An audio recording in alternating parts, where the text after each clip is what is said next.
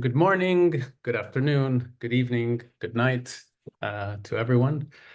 My name is Vito Buonsante. I'm a technical and policy advisor for IPEN, the International Pollutants Elimination Network, and welcome everyone for this webinar called Human Rights Approach to a Plastics Treaty. We will start shortly. But I'll give you first some insights on the agenda for the meeting today. In the first part of our meeting, we will have experts from the High Commissioners for Human Rights, and that will set a bit of the context of what does mean having what are human rights and why human rights are relevant to environmental protection and particularly about plastic pollution. And also around like the human right to a clean, healthy environment. In the second part, we will have colleague working on other aspects of environmental protection, climate change, our colleague from the Center for International Environmental Law that will provide insights and experiences on advocating for human rights in the context of the Paris Agreement. And in the third part, we will hear from your questions and answers and have like the panelists also provide some feedback to your insights. So feel free throughout the webinar to include comments and questions in the Q&A box. This webinar is being recorded and it may be shared. It will be probably shared in our YouTube channel after some light editing. But before we start, I would like to give the floor to Dr. Tadesse Amera, one of IPEN's elected co-chairs, to introduce this session. So the floor is yours, Tadesse. Thank you, Vito. Hello, everyone. I'm very glad to see you all, and I'm very happy to welcome you all to this very, very important webinar. Just to give you a highlight, introductory highlight, the objective of this webinar is to explore and discuss the intersection of human rights and environmental concerns in the context of Global Plastics Treaty and what is specifically means to include human rights-based approach in the Plastics Treaty, featuring insights from experts and perspectives from public interest NGOs. In recent years, we have seen significant advances in the recognition of fundamental rights, such as the right to a healthy environment by the UN General Assembly and the recognition of a safe and healthy working environment as a fundamental principle by ILO. The Bonn Declaration for a Planet Free of Harm from Chemicals and Waste, agreed in 2023 in the context of the global framework on chemicals, includes a commitment to protecting and respecting human rights for the benefit of present and future generations. Now, the global community, while negotiating a new plastics treaty with its detrimental impacts throughout its life cycle, call for protecting the human rights of people exposed to the harms of plastics in many ways. We will try to address what does it mean, the recognition of the human rights to a healthy environment, what are the impacts that plastics have on human rights, and how we can advocate in practice for the application of the human rights approach. So today's webinar focuses on these issues. And as mentioned earlier, we have three speakers, Mr. David Boyd, UN Special Rapporteur on Human Rights and the Environment, and Ms. Ana Paula Souza, Human Rights Officer at the Office of the High Commission for Human Rights, and Seb Duyck, Senior Attorney, Campaign Manager, Human Rights and Climate and Energy Program at CL. These are the people who are giving us a briefing on how human rights can be connected with the plastics issues. I welcome you again, and I give the floor back to Vito to facilitate. Thank you. Thank you very much, Tades. Thanks for these welcoming words. And without further ado, I have the pleasure to introduce you to Professor David Boyd. David Boyd is UN, as Tadessa said, is the UN Special Rapporteur on Human Rights and the Environment since, I think, August 2018. And he has advised already in his career many governments, environmental, institutional, and human rights policy. And his work has been instrumental in the recognition of the right to a clean and healthy environment as a human right already, I think, in 2022. He's also an author of many books and reports, some of which I have read myself, and I think most recently also a novel. I would personally recommend reading The Rise of Nature, A Legal Revolution That Could Save the World, which I very much enjoyed. Professor Boyd, the floor is yours. Thank you. Great. Thanks very much, Vito, and good morning, good evening, good afternoon to everyone. Hello from Canada. I'm joining you from the traditional territories of the Coast Salish First Nation today. I live on a small island, and not surprisingly, when I go out in my kayak, what do I encounter every time? Plastic waste and pollution. We are living, as many of you know, in the midst of a toxic tidal wave of plastics, and it is really having catastrophic impacts on the climate, the environment, ecosystem health, and human rights. We have to think about plastic in terms of a life cycle approach. So we know that the impacts of extraction of and exploration for oil and gas, which is the feedstock for the overwhelming majority of plastic produced today, that exploration and extraction of fossil fuels has direct impacts in many countries on the traditional territories of Indigenous peoples, including here in Canada, where I live. We also know that the production of plastic is an intensely toxic process that has huge health impacts because of the toxic substances that are emitted into the air, water, and soil from these petrochemical facilities. I have, during the course of my time as special rapporteur, visited some of these petrochemical facilities, and even in the space of 2 or 3 hours in proximity to some of these major industrial facilities, I've developed headaches, scratchy eyes, sore throat, and I can only imagine how difficult it is to live your life in proximity to these facilities. There's no question that plastic today is, in many places, violates the fundamental human right to a clean, healthy, and sustainable environment. Many of these industrial petrochemical facilities are located in what we describe as sacrifice zones, places where profit and private interests have been prioritized over human health, human rights, and the environment. And so it is really critical that we take a human rights-based approach to the problem of plastic for a couple of reasons. One reason is that plastic in all its myriad forms, whether it's plastic packaging, microplastics, nanoplastics, plastics and the pollution associated with plastics has disproportionately negative effects on a whole number of groups that find themselves in situations of vulnerability or marginalization. So think about children and the way that children are often putting things in their mouth. It's just a natural habit. But when those things are plastics and those plastics contain toxic additives, the health of children is at risk.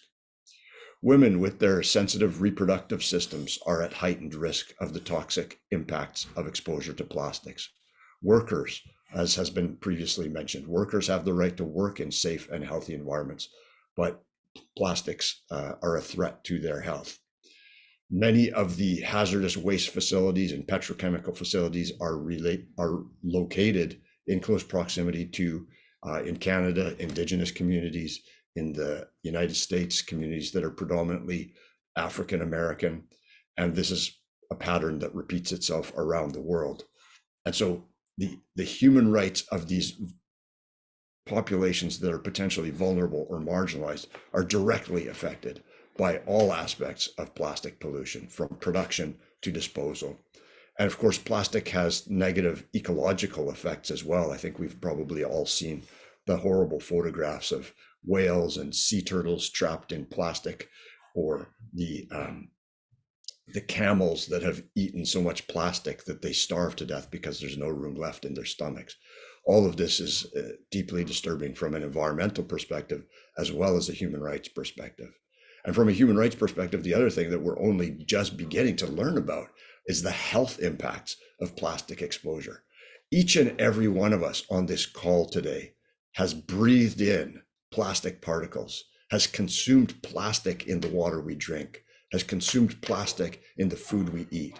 And this plastic exposure, not only to the plastics, but to the myriad of toxic chemicals that are used in making plastic, has impacts on our respiratory health, our cardiovascular health, puts us at increased risk of cancer.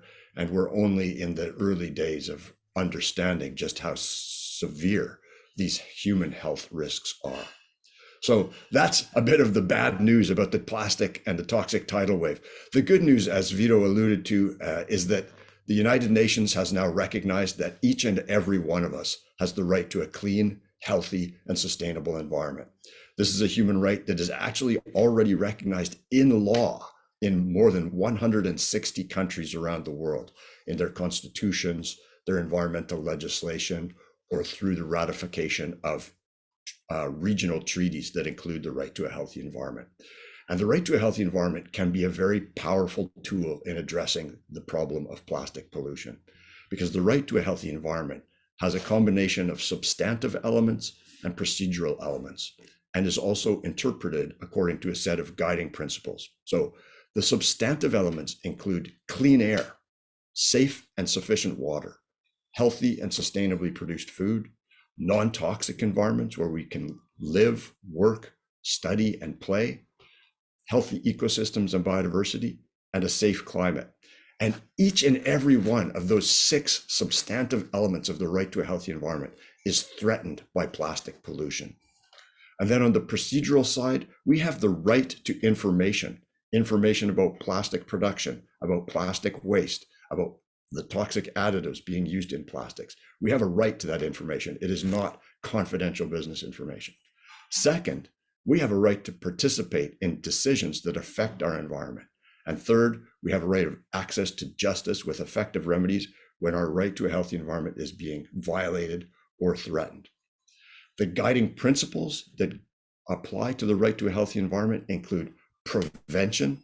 That is, governments must take steps to prevent plastic pollution, not to just clean it up after it's already happened. Precaution, which means taking action before we know with complete certainty what the adverse health effects of this global exposure to microplastics actually are. Polluter pays, which means it's the producers of plastic that should be paying for the systems that we need to for recycling and for shifting to a chemically safe circular economy. Also, equality and non-discrimination, and the best available science. So if we apply those guiding principles in the context of plastics, that will help us come up with the solutions that are needed. A rights-based approach to plastic ensures that we have the most inclusive public participation possible in the development of solutions. It ensures that we have the access to information we need to make good policy choices about how to prevent plastic pollution. And a rights-based approach also really highlights the impacts on vulnerable and marginalized populations, and ensures that those populations have a seat at the table and that their voice is heard. And the additional good news is that the right to a healthy environment can be used to block unjust and unsustainable activities. And it can also be used by governments to defend policies that have been put in place to address plastic pollution. I'll give you a couple of examples.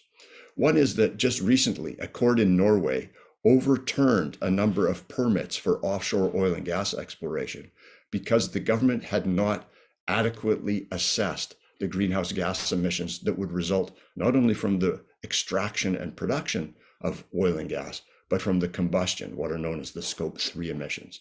The court found that that failure to assess the complete life cycle emissions of petroleum was a violation of the right to a healthy environment. So that's very encouraging. At the same time, there's a number of governments around the world that, for example, have passed legislation or regulations banning certain types of plastic bags. Those rules have been challenged by businesses and industry associations. And in court, governments have said, we are putting in place these plastic bans on certain types of single-use plastics in order to fulfill our obligations to protect people's right to a healthy environment. So in other words, governments are using the right to a healthy environment as a shield against these industry attacks. Another very encouraging development.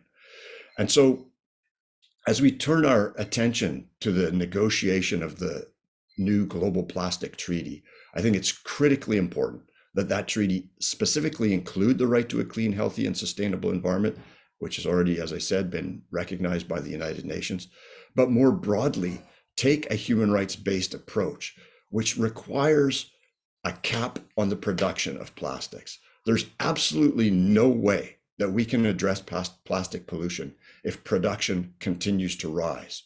The treaty also has to expressly ban the use of some of the most toxic additives used in plastic production today, because there is no way to make those safe for human beings. And finally, I just would like to say thank you to all of the people on this call, because I know many of you are working on these plastics issues, and I'm deeply grateful for your work. So I'll stop there and turn it back to Vito. Thank you very much. Thank you very much, David, for this comprehensive introduction into the first of all, the problems and the impacts of plastics, and also to the significance of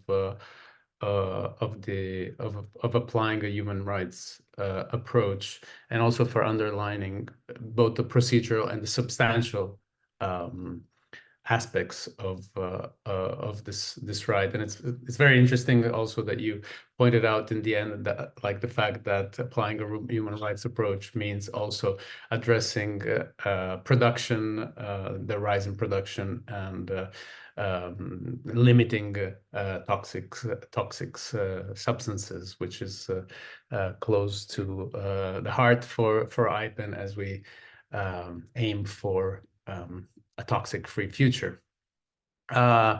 So I think that's a great introduction for also our next speaker, Ana Paula Souza, who is a human rights officer at the Office of the High Commission for Human Rights. And Ana Paula I meet her quite often at various negotiations, and is actively in working on ensuring that human rights language is introduced into the various agreements about environmental issues like chemicals, or in this case, plastics. So, Ana Paula, the floor is yours. Thank you. Thank you so much, Vito. And first, I'd like to extend a warm thanks to IPEN for bringing us here today and provide this much needed space for reflection on what a human rights-based approach means in the context of the Plastic Treaty. And what an honor to share the panel with David Boyd and my friend Seb. It's hard to follow. There's a special rapporteur, but I will do my best to cover the nitty-gritty aspects of the Zero Draft and share some reflections on how it can be strengthened to maximize the impacts of the treaty in our lives and the life of the planet. I always say that if plastics were a sample in a laboratory or a piece in a museum with little to no interaction with people in the environment, then it would not be a human rights issue. Probably we wouldn't be discussing it either here. But we know this is not the case. Plastics are widespread in the air we breathe, the food we eat, the water we drink, the toys we play, the seas we swim. We know it's human-induced and directly linked to climate change and biodiversity loss. So I think it's important that we understand that we are not talking about something separately. It's all connected. And I'll get back to this point later on. The UN, including the Office of the High Commissioner for Human Rights mechanisms, scientists, civil society organizations, indigenous peoples, frontline communities, unions, amongst others, have been highlighting for quite a while the multitude of impacts of chemicals and waste, and including of plastic pollution in the environment, in our health and life. So there is enough evidence. We may not know everything, but we have enough evidence to say that plastics, the whole plastic cycle has become a global threat to human rights, including the rights to a healthy environment, life, health, food, water and sanitation, equality and non-discrimination, culture, housing, science, amongst others. We also know that while the true cost of plastic production and use is forced on everyone, the plastic crisis has disproportionate impacts on persons, groups, and peoples in vulnerable situations, such as children, women, indigenous peoples, coastal communities, people living in extreme poverty, surrounding communities affected by plastic production facilities, and workers, including, for example, waste pickers. The same communities often lack means for recourse to adequate access to healthcare, information, and opportunities to protect themselves from exposure to the impacts of plastics and access to remedy. So I hope that all what I've just said now doesn't come as news or surprise to you. But despite the well-known impacts of plastics on human rights, there is still a huge disconnect at environmental negotiations, and the approach has been in silos, meaning that at WHO, we talk about the health impacts. At FAO, we talk about food. And the Human Rights Council, we talk about human rights and so on. And more often than one can imagine, I hear comments that human rights are political, controversial, and can stall negotiations. Or worse, it can be detrimental to development and can lead to sanctions, which is furthest from the truth. We know these arguments are nothing but a distraction. The truth is, if we do not deal with the crisis in a holistically integrated approach, we will continue being stuck with the lack of ambition and urgency that must guide us, and discussing solutions or alternatives that can be inefficient, inadequate, harmful, or misleading. For instance, how can we disconnect the plastic crisis to issues concerning environmental justice, common but differentiated responsibilities, intergenerational equity, entrenching discrimination, inequalities, and the situation of groups and people in vulnerable situations, just transition, the responsibility of business, for instance. Those are issues that a human rights-based approach can provide answers to, and that's why we insist. My task here today is to show how a treaty anchored in human rights provides the ambition required to deal with plastic pollution.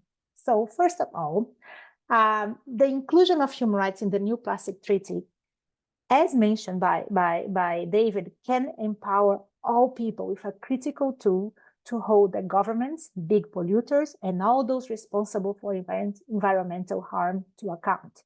Time and time again, we see that it's the people who are already in vulnerable situations that disproportionately suffer from the human rights impact of pollution, nature laws, and climate change that need recourse. And this is important because the state of our environment today is in crisis. But let's be clear, all states already have obligations to respect, protect, and fulfill human rights.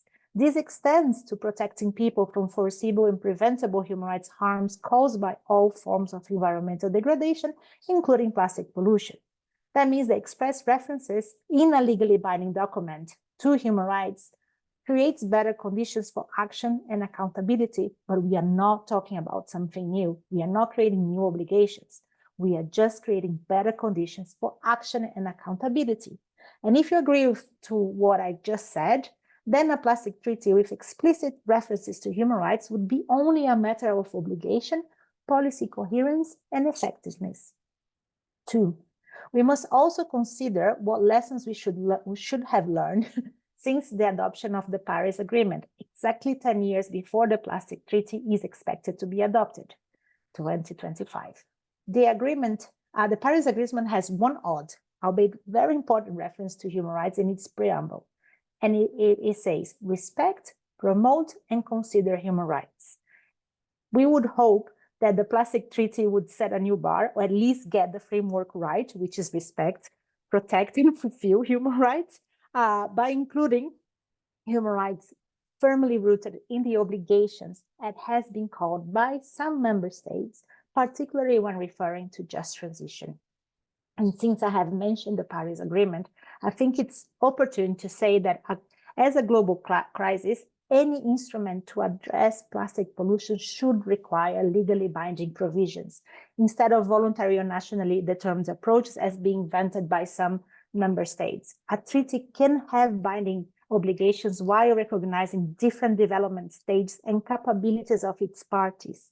We just have to look, for example, at the International Covenant on Economic, Social, and Cultural Rights that talks about the progressive realization of obligations and the maximum available use of resources, and also talks about international cooperation.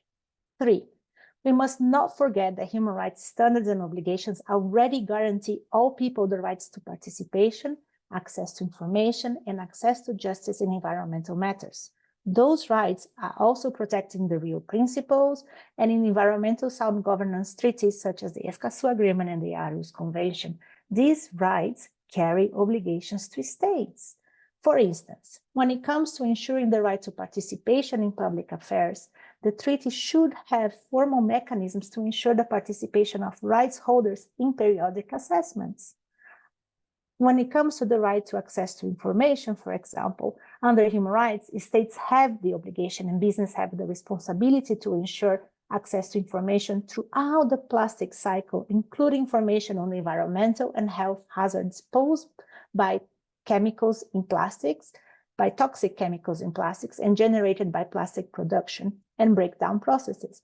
Access to information must ensure full transparency related to health and safety information and not be subjected or conditional to industry interests. This also means that corporate disclosure and reporting should include information about corporate lobbying related to plastics.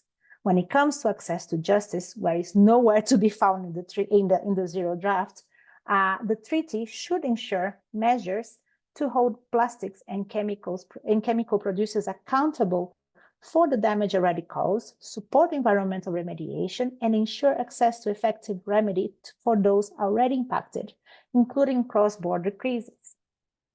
4, business. Business are responsible for creating massive volumes of plastic pollution and waste, yet their responsibilities are not referenced in the draft.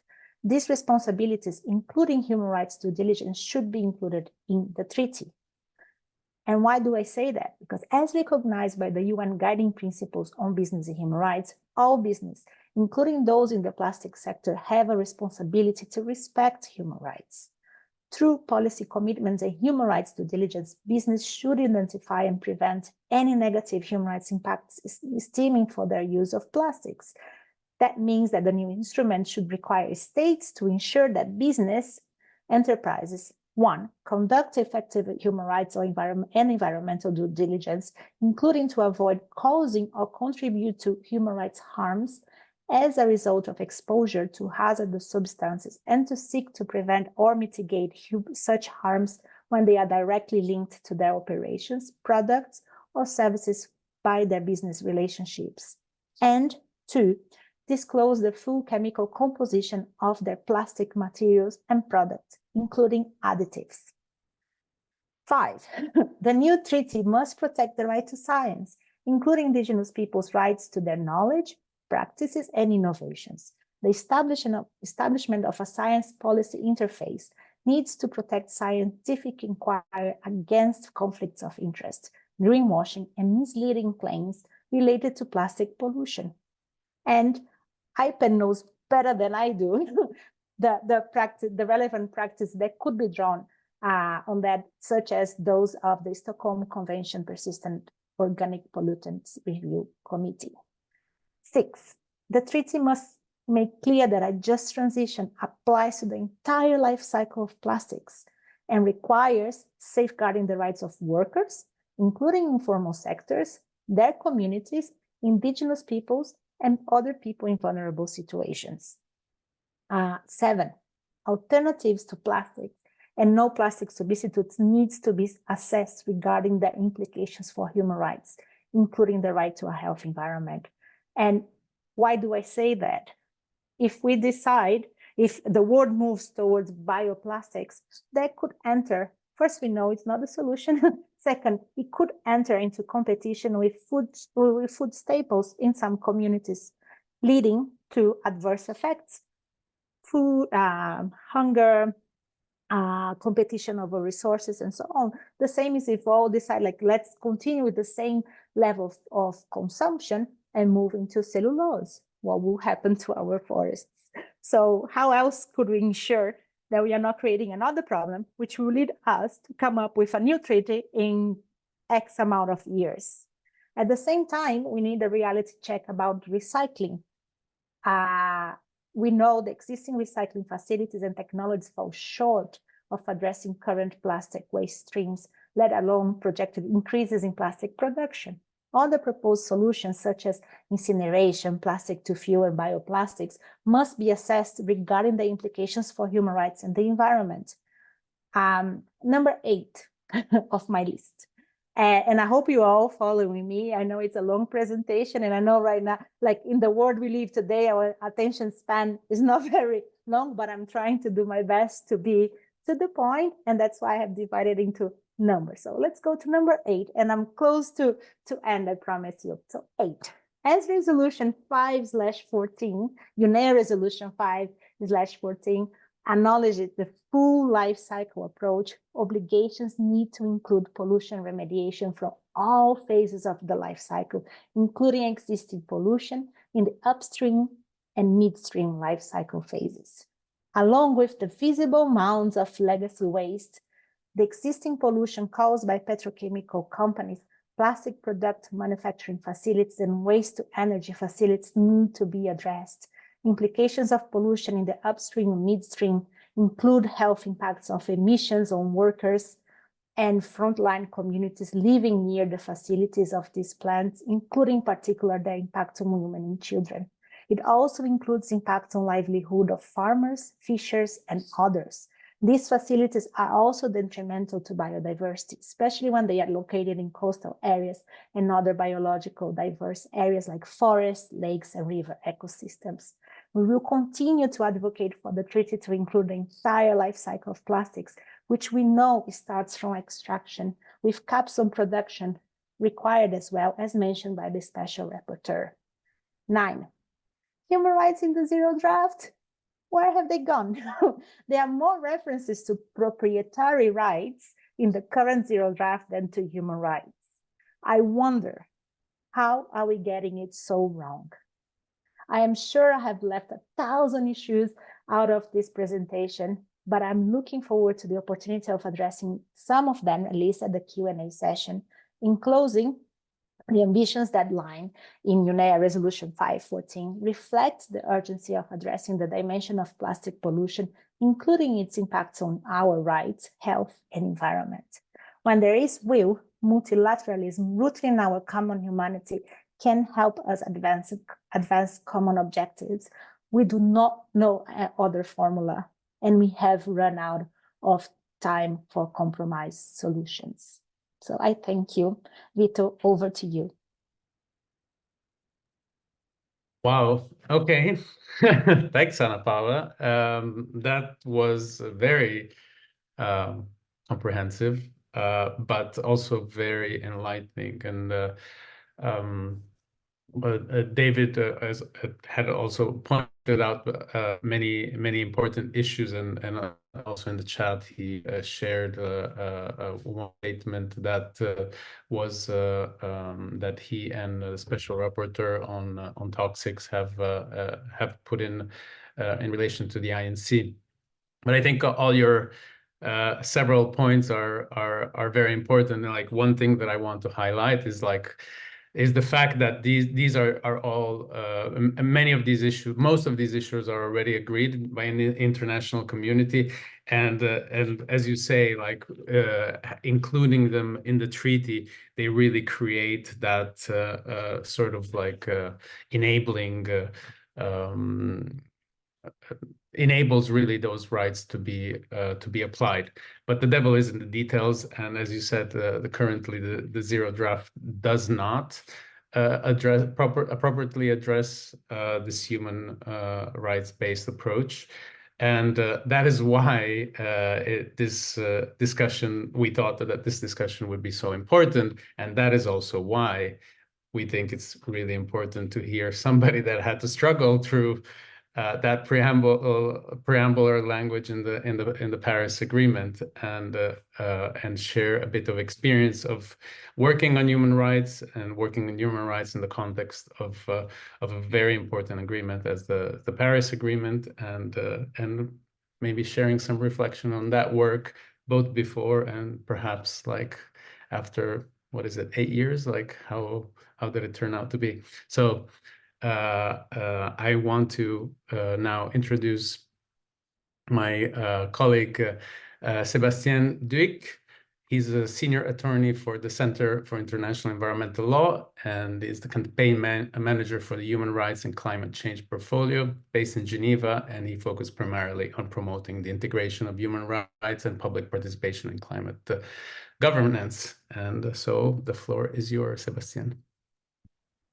Thank you very much. And it will be, again, very difficult to follow these very powerful interventions by David and Ana Paula just before, but thanks a lot for putting this event together at a very important moment of the plastic treaty negotiations, both because we are getting closer to the finish line to some extent, but also because the text that is currently up for negotiation is extremely alarming in terms of the limited references to human rights. And I think I actually wanted to make a similar point than Ana Paula mentioned. There are more references to proprietary rights than to human rights. I think it's important for us to let that sink and realize whose interest such a treaty will serve. I'm here actually not to speak so much about that treaty because others have done that more eloquently than I could previously. And in full transparency, I am not, as you mentioned in the introduction, following this discussion specifically, but I've been invited here to provide maybe some insights on the experience that some of us advocates of human rights in the context of a climate negotiation faced in the lead up to the Paris conference in 2015, and perhaps some of the lessons that can be drawn from it.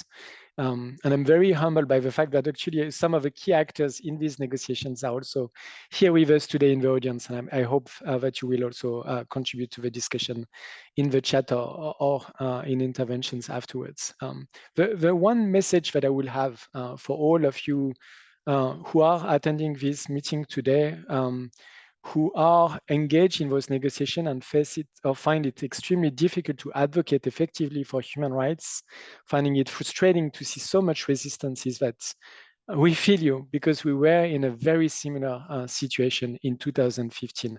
And yet we managed to make some progress, and I want to reflect a little bit on what might have helped, while also recognizing the fact that obviously I'm not going to list the Paris Agreement as a great success stories when it comes to protecting human rights. Unfortunately, climate-related harms are only accelerating because of the shortcomings of the Paris Agreement. So I'm not going to sell you the Paris Agreement as an example of a case study of what works internationally, but at least in terms of managing to get stronger references to human rights in the treaty, I think there are some examples that can be built upon this. And really, the message that no international environmental agreements adopted in 2024, 2025 can have lighter references to human rights than the Paris Agreement. I think that's something that should really be the starting point for the conversation. We, of course, will want something, I guess,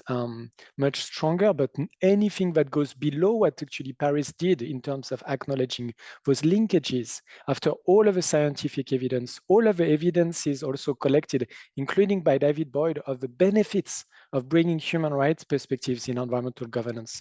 I think that will really be extremely inappropriate. And we're hoping to see states who have championed human rights in the Paris negotiation to do the same as vocally in the plastic negotiations.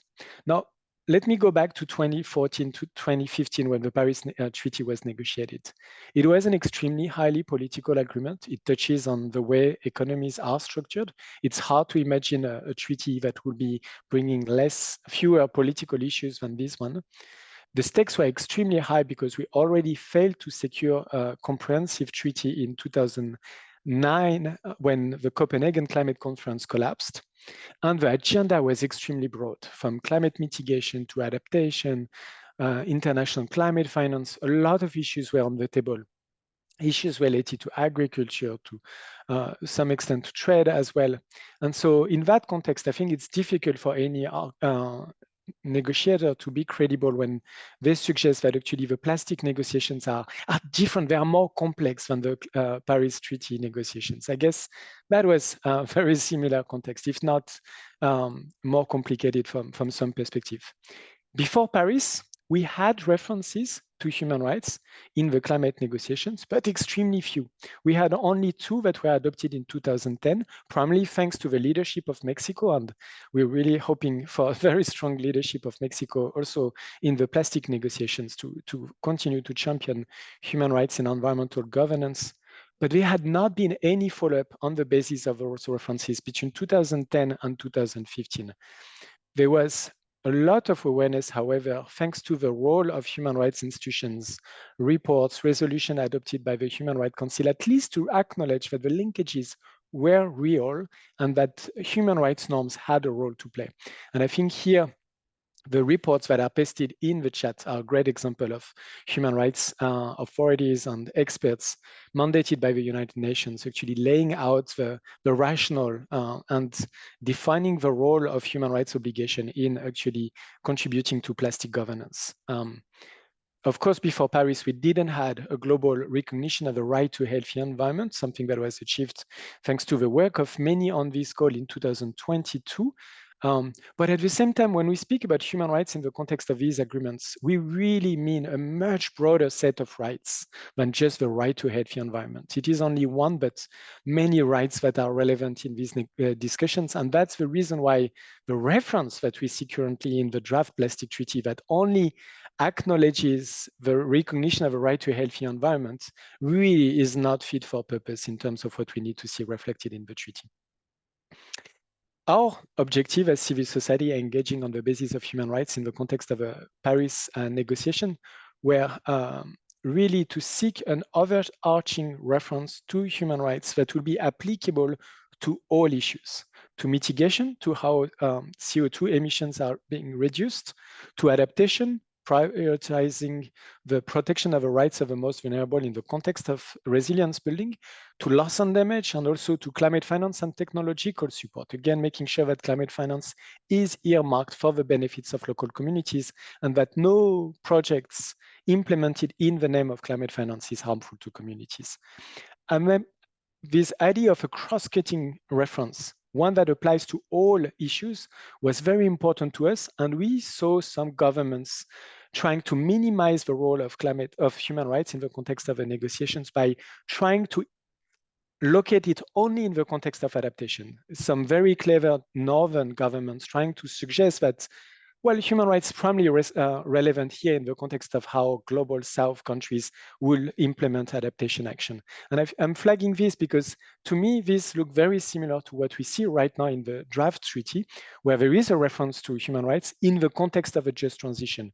Only one of the many multiple dimensions of plastic governance. Of course, it is critical there, and I will come to the point of just transition, but trying to reduce the relevance of human rights only to that dimension is actually extremely harmful. And this is something that we also face in the climate negotiation with this idea of reducing the scope of human rights references primarily to adaptation. Our goal was to advocate for human rights in order to build upon existing human rights obligations for better climate action, to actually accelerate climate action through the enforcement of human rights norms, recognizing that those norms already exist and we don't need new obligations. What we need is for these existing human rights obligations to be implemented in the context of climate action. We were also hoping to promote human rights in the context of a transition to a fossil-free and resilient economy. For instance, whenever there is a relocation of a community, making sure that gender empowerment and equality is one of the main guiding principles that will actually help us deliver this adaptation action, but also deliver on other societal objectives related to gender equality and the rights of women. The same in relation to the rights of indigenous peoples, the rights of workers, and many other issues. Using the fact that the transition required by the Paris Agreement basically is fully utilized to also make progress on the promotion of rights where we have struggled so far. But at the same time, we were also hoping to achieve this defensive agenda that I think to some extent relate to some of the themes flagged in the Q&A that I've seen earlier, making sure that no state will be, or no corporate actor will be able to weaponize the implementation of the Paris agreements against the protection of human rights, advancing harmful alternatives that actually do more damage than good, but just advancing them in the name of climate action. We faced a lot of pushback, for sure.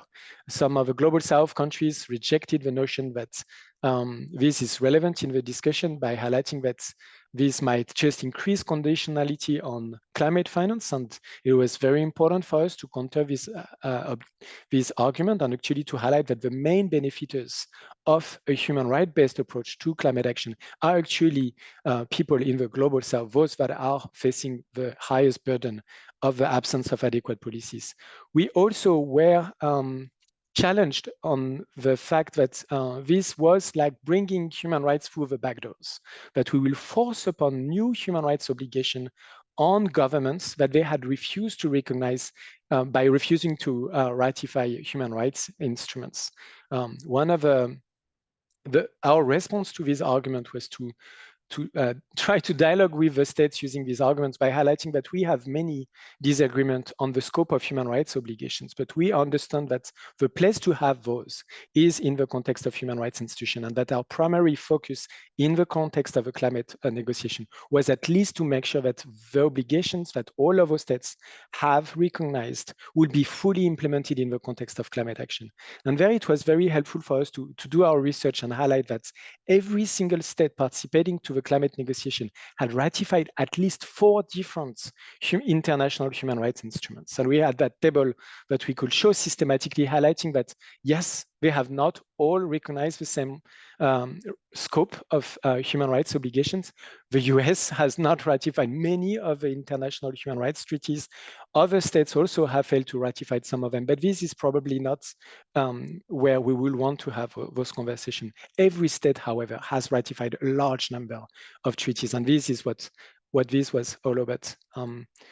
There we managed to make a progress with reference to actually the fact that those rights that need to be protected, promoted, and considered in the context of climate negotiation, I'll put the citation in the chat afterwards. Ana Paula already referred to this, were respective obligations related to human rights, and really highlighting again that every state have already existing obligations. Some people also push back, highlighting that human rights were controversial. Of course, highlighting the fact that every state has ratified many human rights instruments, and that human rights institutions in Geneva were making progress on the linkages between human rights and climate, demonstrate that at least there is a lot of common ground to build upon. And then there was this question of fear of litigation. This was just before the explosion of the wave of climate litigation. Some states were nervous that adding references to human rights in a plastic treaty, in a climate treaty, will actually increase the opportunity for litigation. And the way we debunked that was by highlighting that no judge will somehow decide to rule a case solely on the basis of a reference to human rights in a climate treaty. The climate treaty is only there to highlight policy coherence, to highlight the fact that those human rights obligations that already exist elsewhere are also relevant.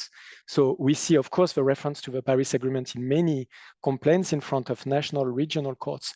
But this is just one additional footnote. The legal basis is not in the Paris Agreement. It is in the human rights treaties, in the constitutions of states. And the Paris Agreement doesn't change that. And so I think this is something also that can be documented since then. With all of the positive climate litigation decisions, you can point to the fact that no decision is made primarily on the basis of a reference in the preamble of the Paris Agreement to human rights. In terms of advocacy strategy, a lot of our work was about demystifying the implications of bringing human rights in the context of a climate negotiation and climate action, demonstrating that there is already a high level of commitment to bridging those issues to policy coherence, and this is the opportunity to do that. We also did a lot of work with many partners, stakeholders, to bridge actually new connections between human rights focused civil servant and climate civil servant, bringing national human rights institutions also into the process, trying to help demystify again the implications of this. But perhaps more importantly, one of the success factor, I think, for the advocacy on human rights in the lead up to the Paris Agreement was to both build a powerful coalition, but also better exemplify what we meant by human rights approaches to climate action by bringing together 7 organized constituencies or coalitions that advocated for human rights in climate action, for the rights of indigenous peoples in climate action, for just transition for workers, for women rights and gender empowerment, for food security, for intergenerational equity, and for ecosystem integrity. By bringing all of those coalitions together and agreeing that we shared a common right-based platform, we actually could support each other in our messaging, while also actually being able to present a more compelling argument on why human rights was important, because human rights is about all of the dimensions that I've named. Moving beyond the overarching legal slogan of bringing human rights in a treaty by really exemplifying who will benefit from those approaches. Now I will paste the language from Paris in the chat. I think it's an interesting basis, even if it doesn't go as far as we would have wanted, obviously. The fact that it's in the preamble is frustrating, but at the same time, what was powerful is to speak about obligation and speak about the relevance in climate action, not singling out a single type of climate action. Maybe just to wrap up a little bit and also to bring some more nuances about the aftermath. There's definitely a before Paris and after Paris when it came to acknowledging the importance, relevance of human rights in the context of climate action. All of this campaign to seek the integration of human rights in the Paris text raised a lot of awareness, created new synergies, and now it is possible to speak about human rights in the context of climate negotiation without being immediately receiving a pushback that this is just the wrong place to discuss it. Now, a lot of actors understand that, yes, this is part of a conversation, even if we disagree on the implications of it. At the same time, obviously, the climate agreements and the negotiations related to it are not delivering the right-based policies that we need to see. And so this highlights the fact that not only focusing on the negotiation of a treaty, but continuing to engage when implementation guidelines are negotiated, when national plans and implementation policies are put in place is critical. At the same time, the fact that you have a moment to discuss the vision of the world to eliminate plastic pollution, that's a great opportunity to shape the narrative and bring together all those issues as the one, for instance, related to the importance of the human rights of workers that is already making some breakthroughs through the discussions. One of the things that really helps us right now is actually the IPCC. By better embracing those linkages, it is helping us speak to climate decision makers who really don't care so much about human rights because they see it as outside of their mandates, but are actually welcoming arguments when we can demonstrate that actually human rights is in their, or human right-based climate action is in their own interest because it delivers better climate policies. So even for those who have a very narrow mindset or focus on effective climate policies, human rights is the way forward. And I will put in the chat the very powerful and very clear quote from the last synthesis report of the IPCC that really provide a summary of this and why climate decision makers need to pay attention.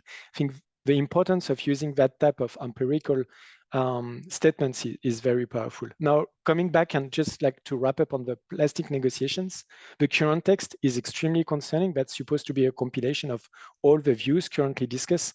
And really, there is no comprehensive reference to human rights. That's just outrageous, and we really will do some work also to make sure that all of the states that engage for human rights in the plastic treaty, in the climate treaty, also better mobilize to make sure that this is adequately reflected in this plastic draft text. And of course, to finish on one aspect and bring back that quantitative comparison of references to human rights and to property rights, it highlights whose voice is better heard in the process, I believe. And one thing that's very important in terms of advancing human rights is to make sure that the right voices are at the table. And this means already for any human rights champion in the plastic negotiations, making sure that the process is truly participatory for all of the, enabling the participation of all those, bringing the voices of communities impacted and reining in the influence of corporate actors that are currently capturing too much of the policy-making space there, and that need to be, like control and through conflict of interest approaches, so that it is not their rights that's being discussed in the plastic treaty, but really the human rights of the people that are currently impacted by this plastic addiction.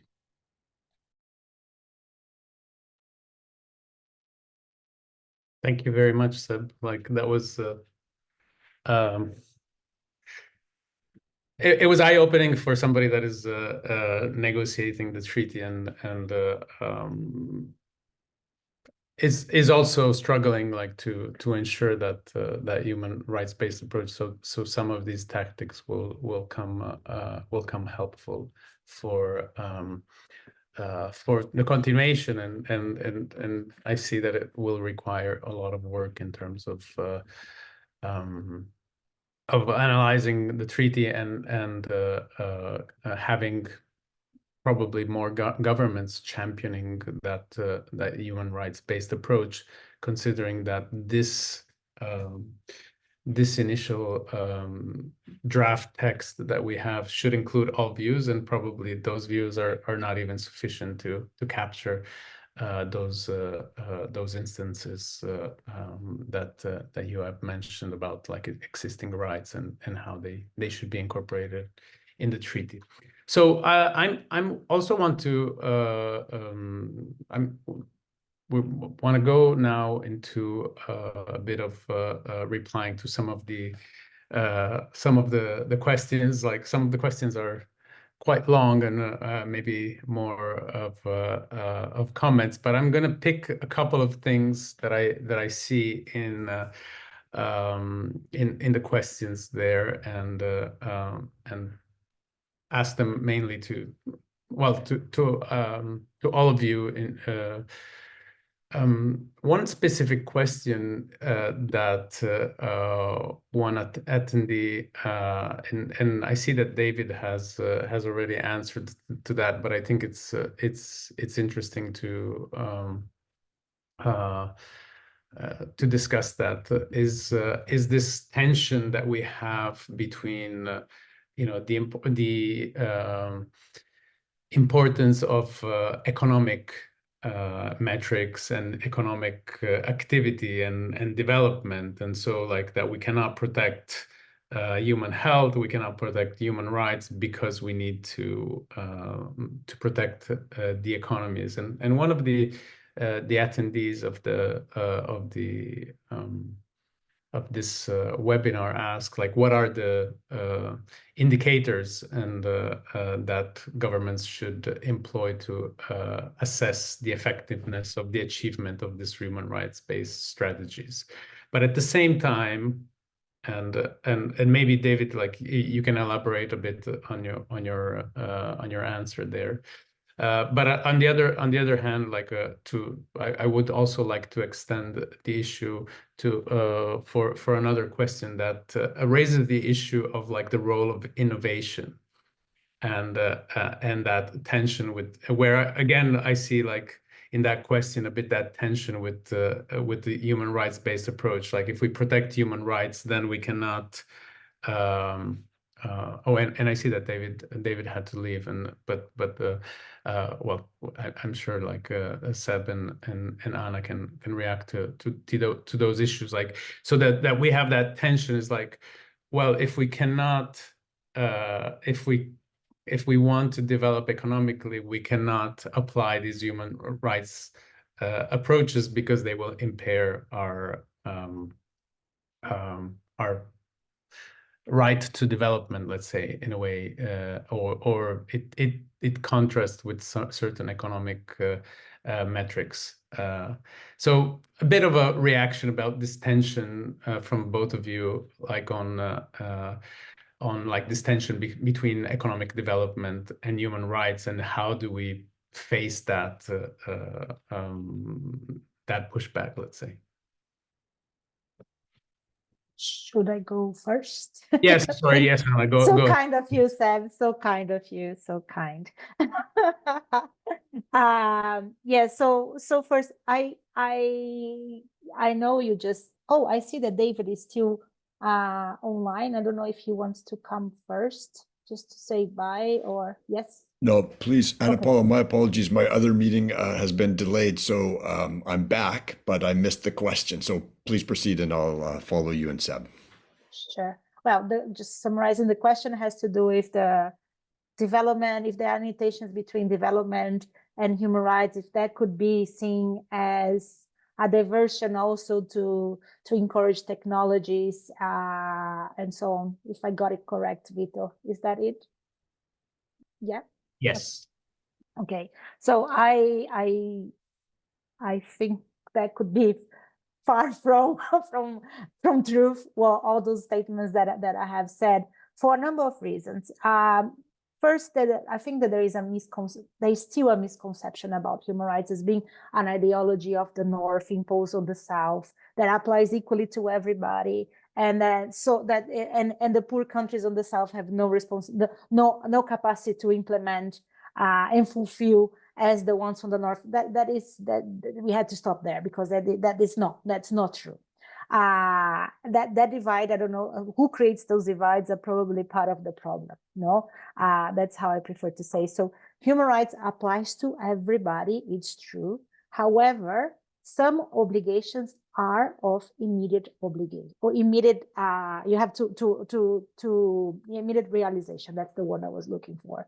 That means you do not discriminate. That has no budgetary issues when you say do not discriminate. You're not going to put forward a legislation that are going to allow masks of air for men and not for women, you know what I mean? Something like that. You don't. So this is obligations of immediate realization. Some obligations, other obligations, like for example, building schools, building hospitals, they will require resources. And we know not every country has resources to build to provide as many services as some others. That's for those we have the progressive realization, meaning that human rights applies to all in the pace that we need to show that progress is made in good faith. So when a country say we cannot provide, for example, universal access to health, you need to show why. And nowadays, we are working under a new paradigm of a human rights economy. And that under human rights economy, you're looking budget. What is your fiscal space? That. And so to make sure that this could be implemented. So that dualism doesn't exist. And human rights, the right to development is a human rights. The right to development says like everybody has the right to develop. Yes. That doesn't mean that you should develop at the expense of the environment, or at the expense of another country, or at the expense of, it just means that you should have the conditions to fulfill all your potential as a country, as peoples.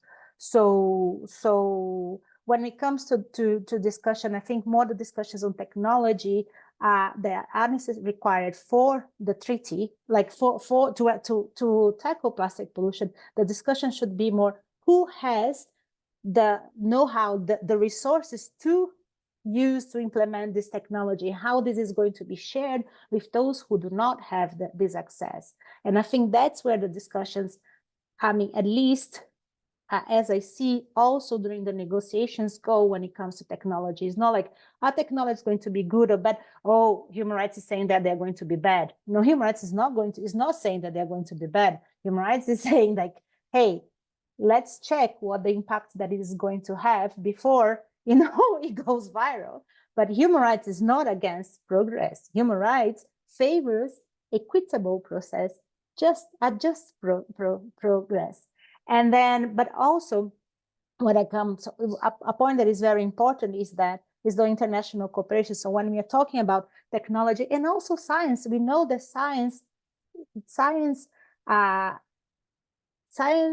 who has more access to science, where the research, where the investigation are going, it goes probably to we have more research data on the white man than on the rest of the world, So we also need to make sure that there is more equity on the way the science, we can all enjoy the benefits of science. And that's where human rights will have some guidelines and prescribe some obligations. It's not on preventing access to technology, it's more like how this access should be done and by who, by how. I hope I answered the question. Yeah, thank you. I'm sure David will complement. Thank you, David. Thank you, Ana Paula. And maybe before, if David wanted to chime in that question, and just to fill you in, like while you were briefly away, it was also related to one question that you already answered in the chat about metrics to try to evaluate like how that human rights-based approach is applied, because of the often we use too many economic metrics and they don't seem compatible with one with the other. Yeah, thanks. Just one quick observation on the question about metrics. I mean, obviously, the thing that we're trying to prevent is adverse impacts on human beings and on the environment. And so we have to have metrics that measure those things. And so that's why in my answer, I suggested, monitoring of levels of plastic, both in the environment and in our bodies, as well as in the food and the water that we consume. This is a bigger issue. The second issue, and I thought Ana Paula did a terrific job of answering this question about the justice issues between the North and the South. In that context, I think we also have to turn our focus onto the businesses that are responsible for the production of plastic, and really, those are the entities that have the resources to and the finances to actually pay for this problem. And the reality is that at present, petrochemical companies are making hundreds of billions of dollars every year and externalizing the health and environmental costs of their products. We have to use the polluter pays principle to impose taxes and fees on those businesses and use that revenue to address the problems that they are creating. Yeah, that's a really good point. Thanks. And it's always a struggle, and I think there was also a question about like how to implement the human rights approach when we look at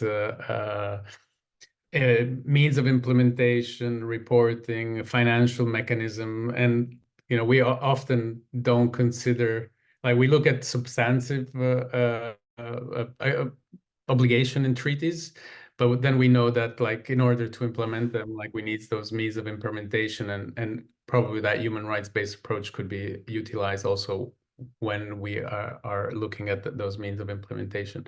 Yeah, Vito, there's one other thing I want to say about metrics. And one is we have to be really careful about the metrics that are being used. And the example I want to give is, I've seen some reports from the United Nations Environment Program that talk about the volume of plastic being produced in the future. And they're talking about reductions, but the reductions are not actually reductions from today's level of plastic production, which is what all of us, I believe, would agree are necessary.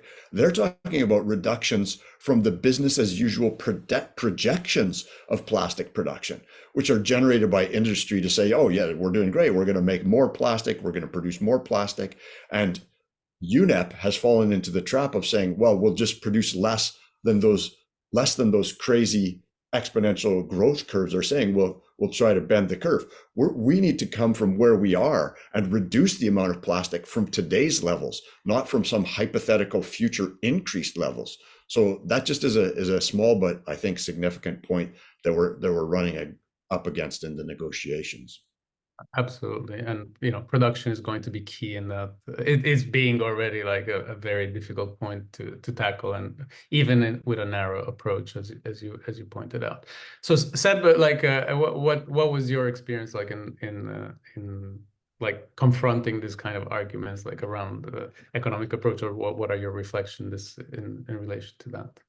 Yeah, I mean, this was a challenging argument, and some of the negotiators would be actually very direct in highlighting the fact that if we take the existential implication of a climate crisis seriously enough, we should put aside everything that can slow down the transition, like human rights and everything else that distracts us from achieving the goal of actually eliminating CO2 emissions. And actually, that's where like the citation, like I pasted in the chat, is very helpful, because what our response was like, I mean, yes, we also as committed as you to achieve that rapid, effective implementation of climate policies, but the only policies that will deliver the results that you are seeking are the ones that are actually right-based, that are not challenged in court because you failed to have public participation, that are not challenged in the streets afterwards because you failed to take into consideration the discriminatory impacts of different forms of policy tools.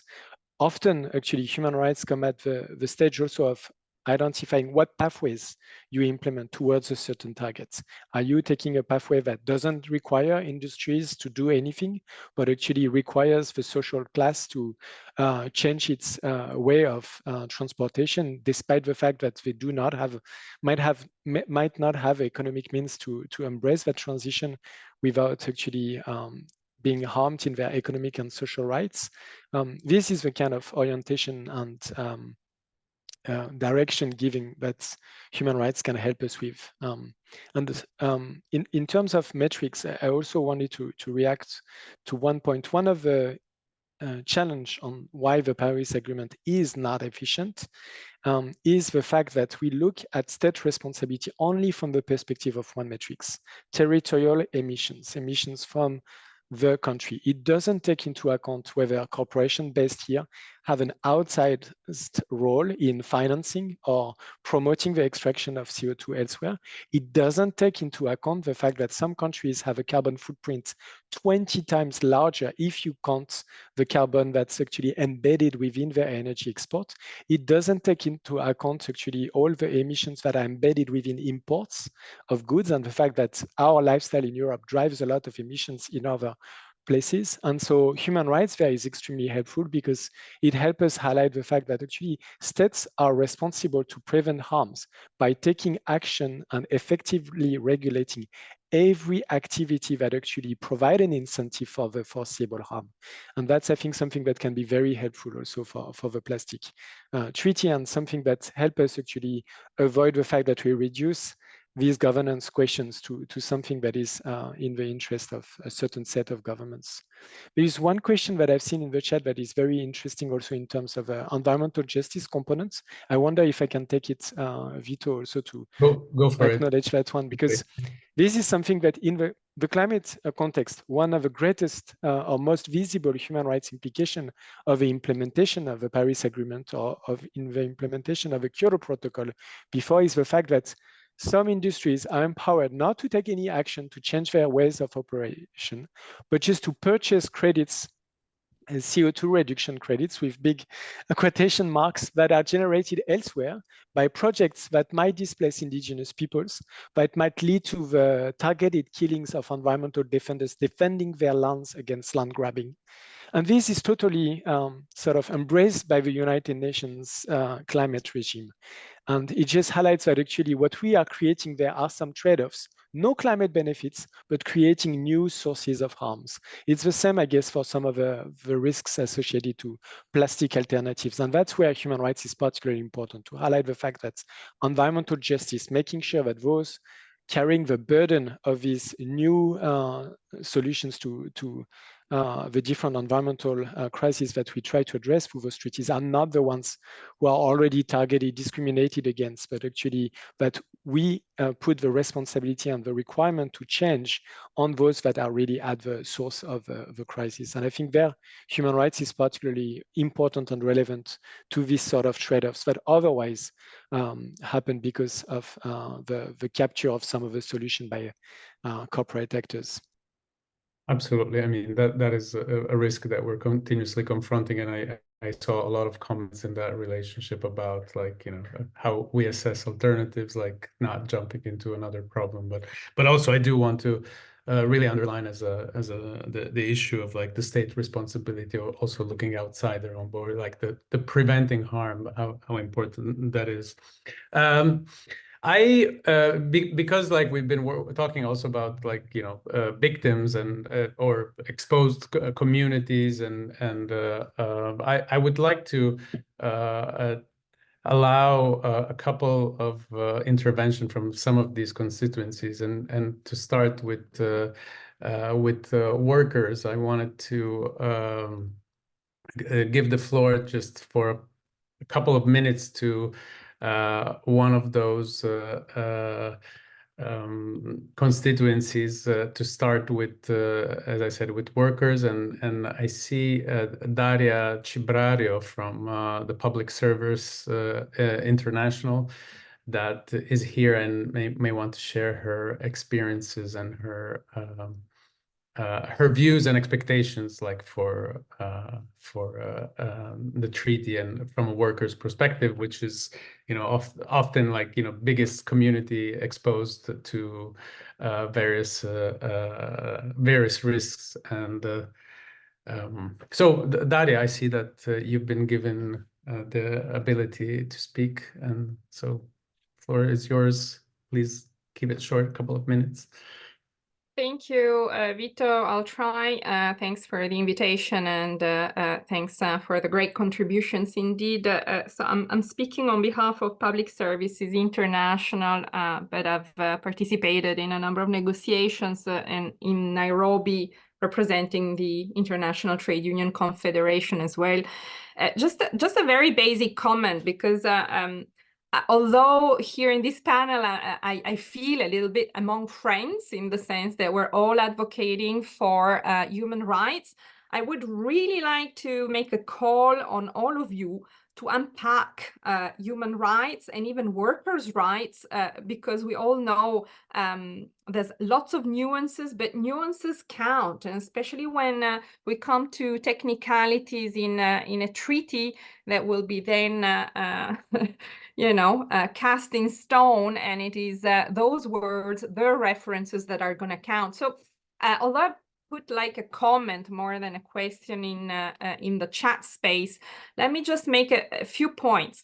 We definitely need an overarching approach to human rights, and we're all on board with that. We also need to remember, all of us as advocates of the human rights approach to this treaty, that workers' rights are part of human rights. They're not just another set up in the air somewhere. And then we need to zoom in and actually disentangle what are those workers' rights. And for this treaty, our analysis is actually that there are three key concepts that must be mentioned in the text. And we call on you also to mutually help each other and also help us to convey these key concepts. And the first one is certainly the concept of decent work.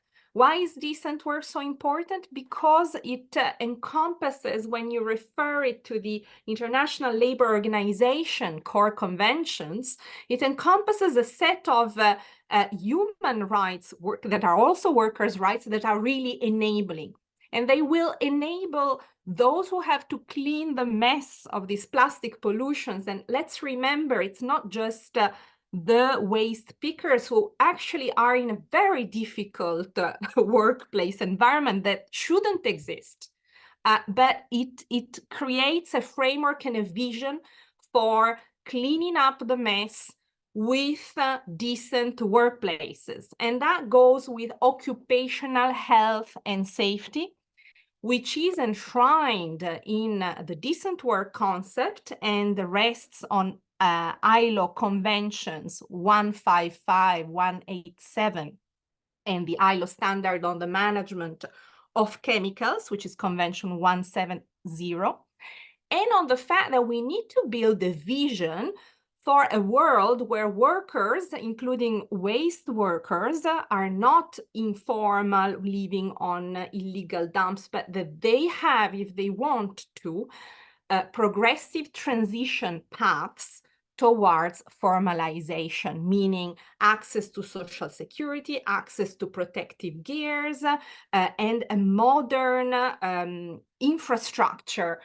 of waste collection, sorting, and management. And that is also part of the concept of decent work as per ILO recommendation 204, but also under the UN Habitat New Urban Agenda, and under the SDG 11, the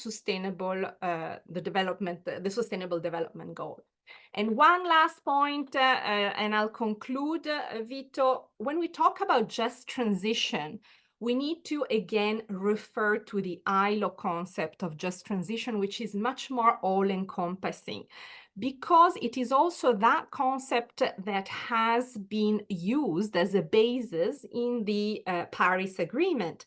And as the CL speaker said, we cannot accept less. We cannot settle for less than that in this new agreement. If we just think that just transition is to tender out waste services so that we can include cooperatives, that is a part of it.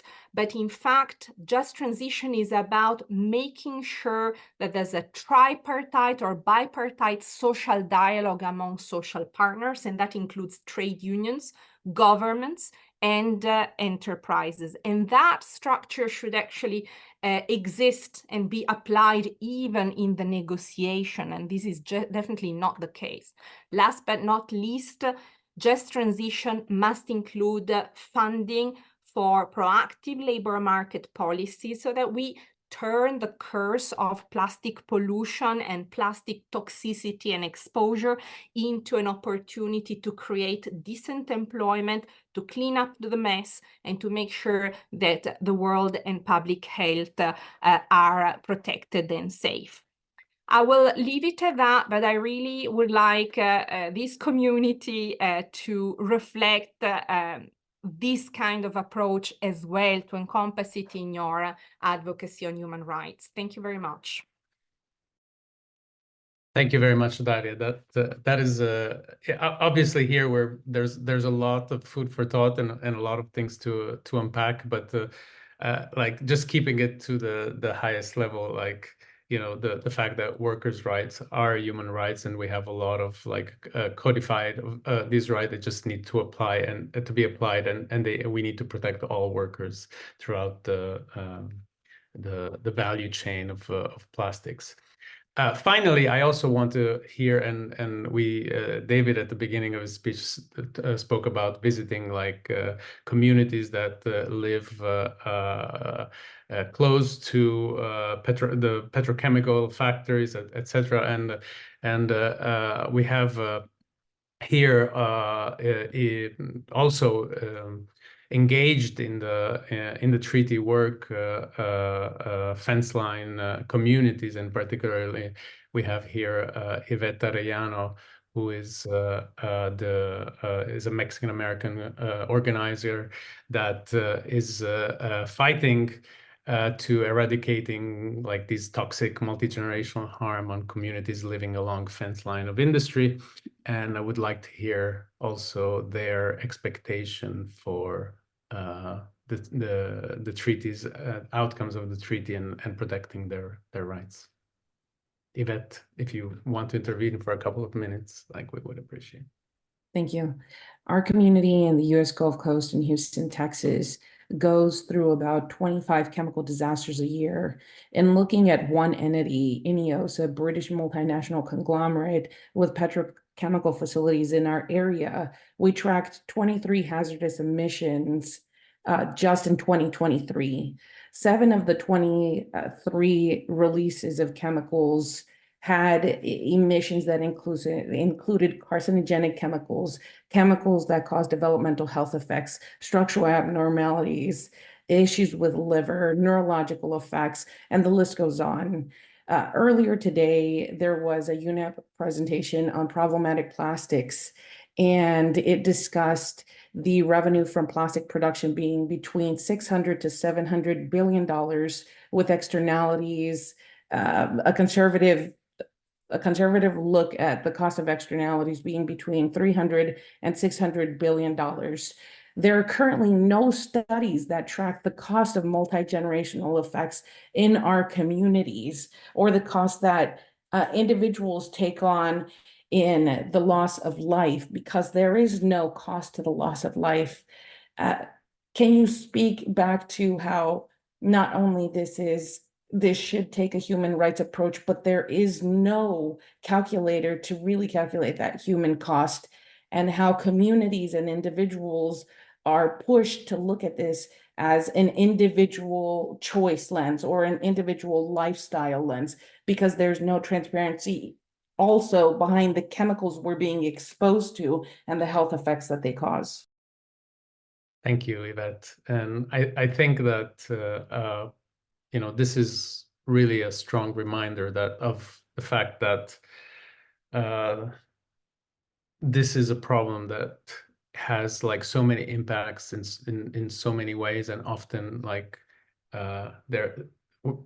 and I agree with the views that were expressed in that webinar. Like, it's sometimes shocking, like how people are we still not seeing like these impacts and not understanding that a process like this is looking to protect and there are vulnerable communities that are especially impacted, and I think this view from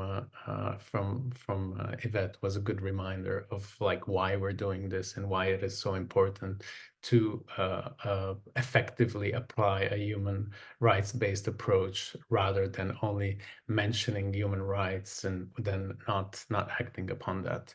So this was a great webinar. I want to thank all the speakers, but for the closing, I want to invite my colleague, also from the CIEL, the Center for International Environmental Law, who is an organization that is a member of IPEN. I want to invite the senior attorney, Giulia Carlini, who is the co-chair of IPEN's Toxic Plastics Working Group, to do the closing of these meetings. And I thank you very much for your participation. Please, Giulia, the last word is yours. Thank you. Thank you very much, Vito, and thank you to all the speakers and all the active participants. It will be impossible to summarize in a few words all that was shared, so I'll try just to make a few highlights from what I heard from our different panelists, starting from the UN Special Rapporteur, David, who reminded us of the serious situation we're living in. And the human rights impacts of plastics and toxics, but also recalled us the good news and the recognition of the right to a healthy environment and all the tools that, powerful tools we can use, the principles and the duties that should guide the plastics treaty and the negotiation, and the benefits of a right-based approach, both on a substantive but also procedural level. And following with Ana Paula from OACHR, who went more into the specifics of how the plastics treaty should address human rights, also reminding us that there is enough evidence already to say that plastic across the life cycle have become a threat to human rights. But there is this gap between the human rights framework and what we're seeing in the plastics treaty negotiation. So how can we bridge that gap and elevate human rights, bring the language in, but also ensure their implementation? And finally, Sébastien from CIEL shared the lessons learned from the experience in the climate negotiation, and also some of the commonalities that we're seeing between the climate and the plastics treaty negotiation about the high stakes and the broad agenda. And so how it has been so powerful to have coalitions and organizations and individuals and rights holders behind a common advocacy strategy, behind a common goal, and how we can learn from the lessons that he shared from these groups who brought human rights in Paris and language in there. And how we can bring that in the plastic negotiation, making sure there's participation, that we have the right voices in the negotiation. And as a reminder that we are talking about rights of people being impacted here. Thank you also, special thanks also to Daria and Yvette for coming back to the issue of workers' rights, and also really the human cost that cannot be calculated, and the impact from plastics and toxics that we're seeing also in future generations. And so would like to conclude saying that I think this webinar has really helped the IPEN and the broader community into advancing the knowledge on human rights, in inspiring further work, and in hopefully being a catalyst for future collaboration, building upon human rights for a toxic-free future, as we have as an IPEN motto. And also as a reminder, in continuing this work, let's make sure that human rights in the plastics treaty negotiation, in the future treaty, are not only a box to tick, but really something that can be implemented, including all the rights, the workers' rights and others that have been mentioned in this webinar. So thank you very much to all the speakers and the active participants for your participation.